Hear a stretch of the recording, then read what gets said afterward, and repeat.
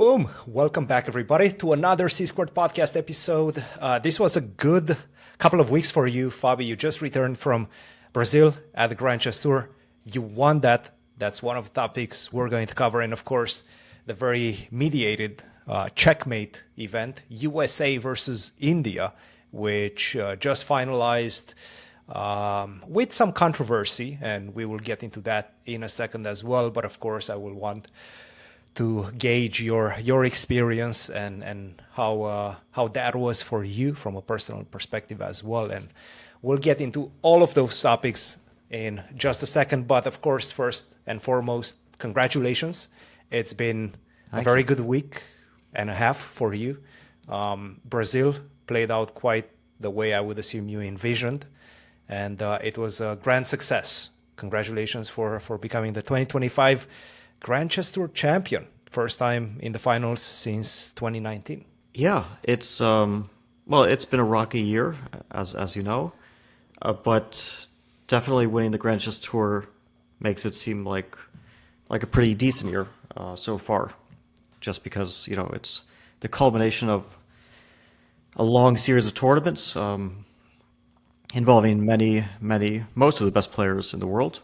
It misses Magnus as a overall tour player, but he also plays in some events in the Grand Chess Tour, and it includes players like Gukesh, players like Prague, who's arguably the most successful player this year, Noterbeck. So we got the young generation. The final four that qualified were mostly players of, if you want to call us the old generation or the in-between generation, whatever you want to say. Levon, Maxime, and myself, and Prague, who has had a tremendous year. We could argue who's playing the best chess this year, but he's definitely one of the. An argument can definitely be made for him. He won many events. He won the Bucharest Grand Chess Tour event, Superbet. He shared first in Sinkfield, lost the Blitz playoff along with me. He won on playoff the Uz Chess tournament, which was super strong. So he's been winning a lot of tournaments. And the final four, we saw Maxime, who's one of the constants in the Grand Chess Tour. Always plays a big role in the series. And he also in the last time, in 2019, he was the only one from this Final Four who was also in the last Final Four. Because the last Final Four was... actually, wait. Am I making a mistake? It was Magnus, Ding, Maxime, and maybe it was actually Levon. So I think two of them were Was there that last in time. London? Yeah. Well, I remember the 2018 in London. You were in that one. Levon was in that one. Maxime, I think, was in that one as well. And Hikaru. And Hikaru on that. Oh, Hikaru in 2019 or 2018? Well, Hikaru in 2018, he won. Yeah. In 2019, the Final Four was indeed Levon. So actually two players from this one were also in the finals in 2019, which does speak to their overall excellence over many years, many decades, in fact. Yeah. For Levon especially, many decades. I would argue MVL probably was the most consistent this year throughout the four GCT events. And he did well both in classical, but also in rapid and blitz. Like, he was extremely, extremely consistent. I don't think he finished any of the events that he participated in below the midline, which basically, under the current format of the GCT, qualifies you to the Final Four. Like, if you're pretty consistent, get top 4, top 5 every single event, you're probably going to do quite well. He did great pretty much everywhere. I mean, he got second place in Poland. Fedoseev dominated and got first place. It wasn't even a fight for first place, but still, second place is very respectable. Yeah. Then he shared first, despite losing the first round in Superbet in Romania, in Bucharest. And he lost the playoff. Prague eventually won, but still in got classical, the points. he was +2. Yeah. Then he didn't play in Croatia. I did, and that was my worst event. Then he got third place in the Grand Chess Tour Rapid and Blitz. Levon was first, I was second. And then he got a very unremarkable 50% in the Sinkfield Cup. But it was, he had already pretty much guaranteed qualification before that tournament. Yeah. So the Final Four, I think it was a fair Final Four.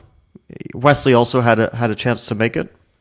Ali Reza, unfortunately, played very poorly in his last event, didn't have a chance after that performance. So we were probably the most consistent overall if you look at all the events. And then the final, the format for the final was semifinal and final matches.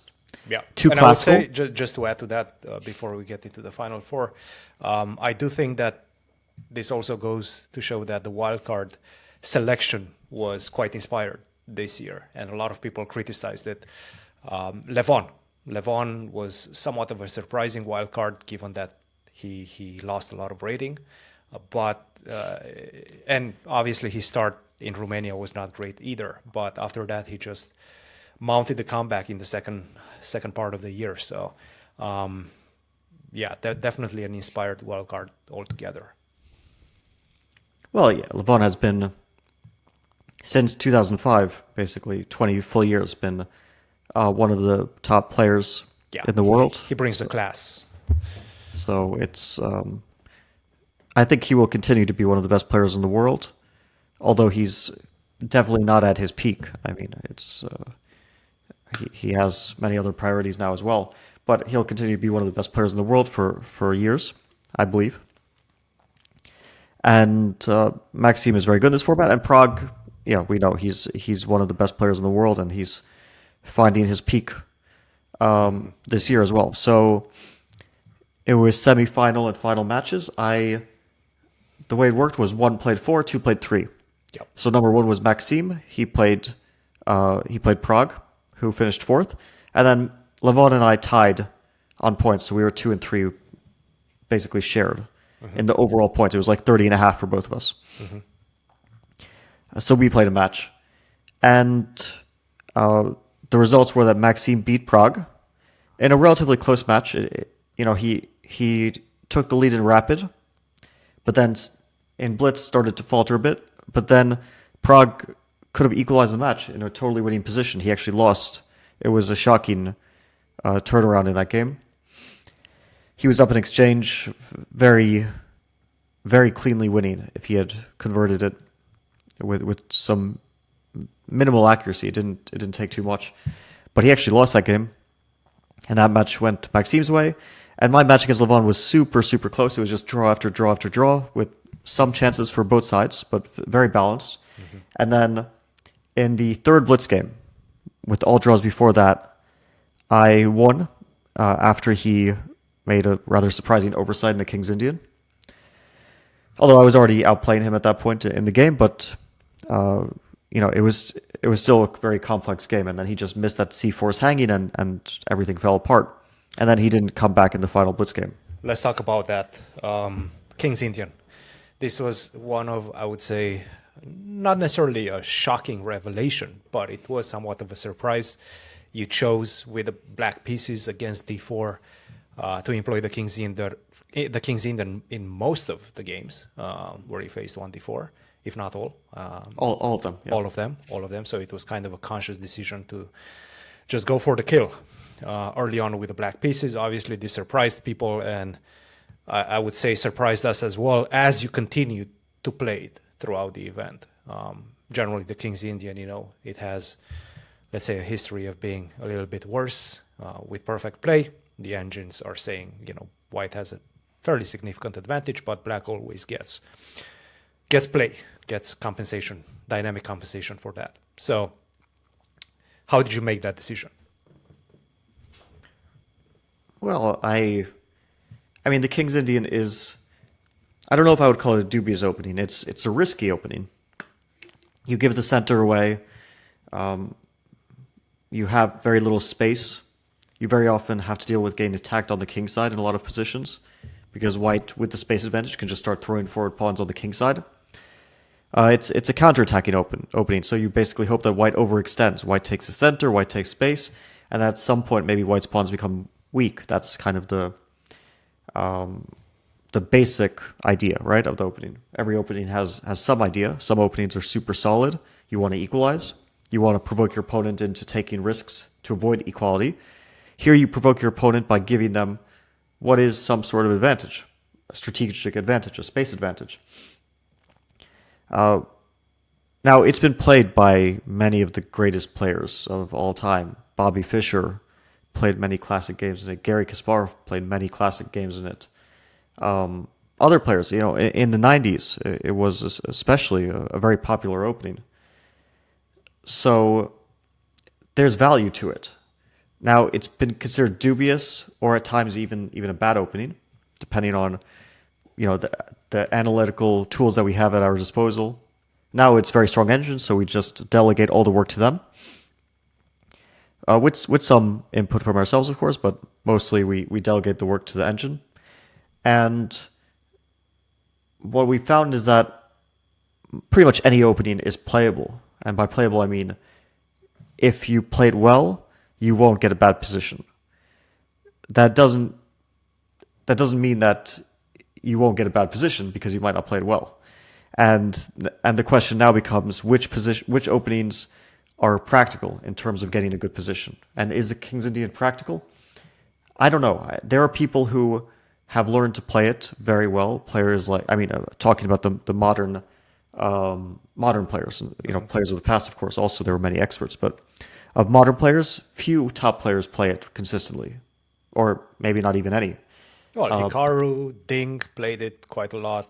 Rajabov, They did. But Rajabov is like let's say one of the modern heroes of the opening. He played it for many years with success. Hikaru played it.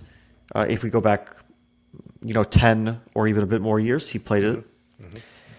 Same for Ding. If we go back about 10 years or a bit more, he also played it. He played it a lot. Yeah. He played it a lot. Yeah, they both did. But they both moved away from it and really haven't touched it in years. Many years.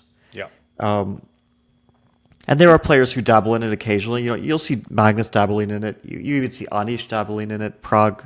I've also done it on occasion.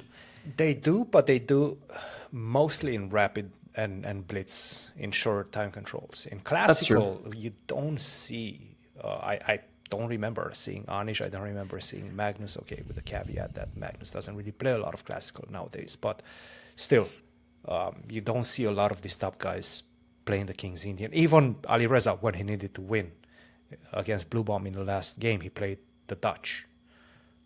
Because he probably thought the King's Indian was too predictable, too tame, too predictable.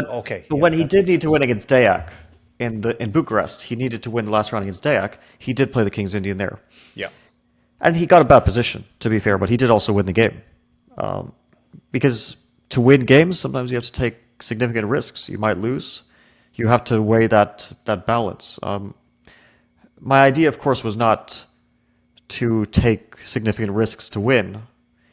I just did it out of, let's say, academic interest. I didn't need to do it. That's an interesting way to put it. Against Le Mans, the match situation was level. It was draw after draw. I just wanted to play the opening. Yeah.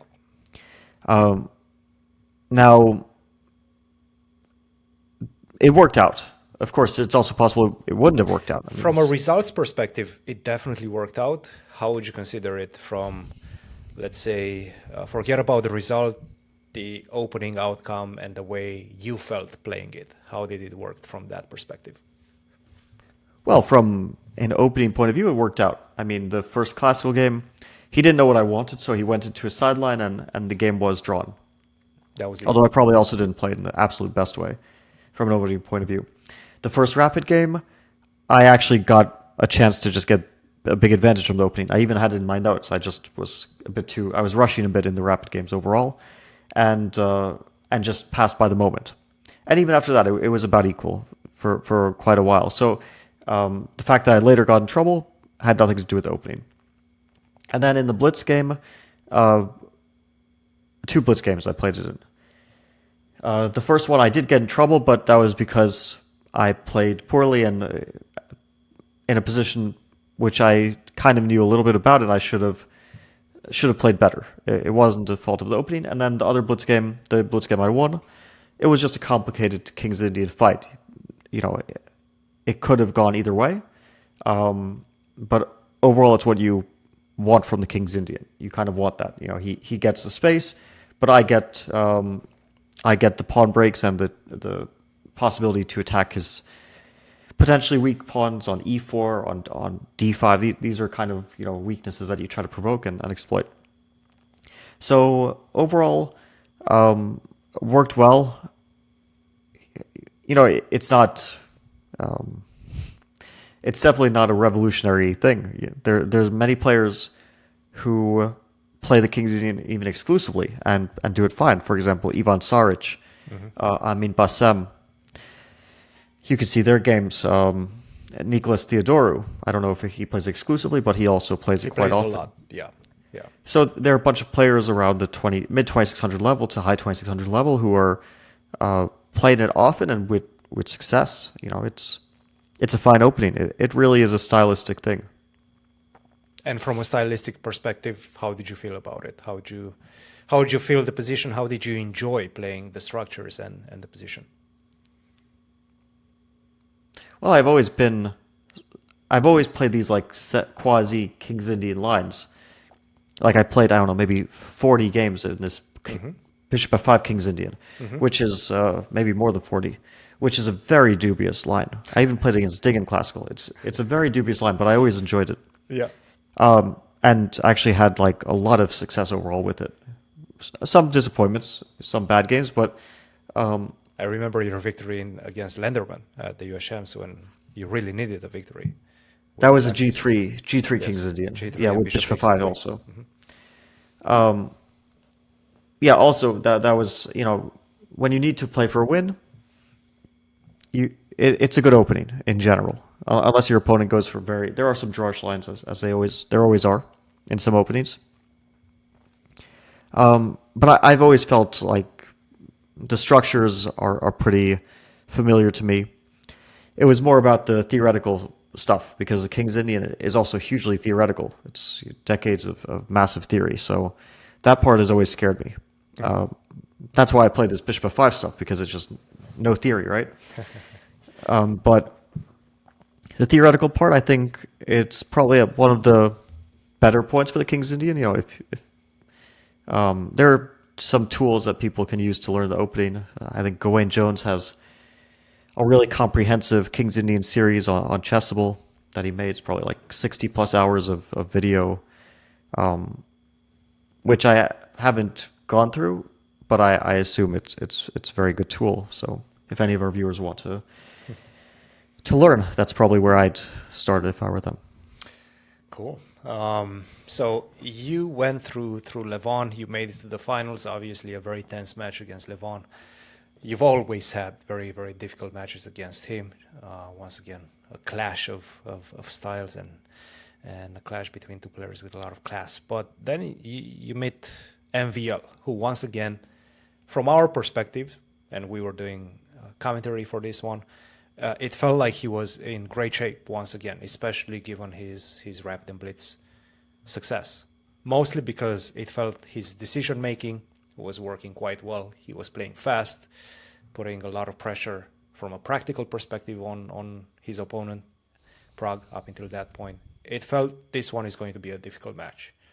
And it certainly was. Tell us a bit about that.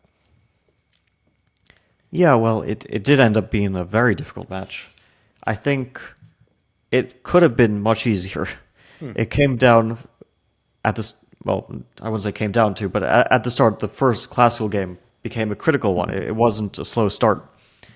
I prepared something which was very venomous, new, against a line that he had played against Prague.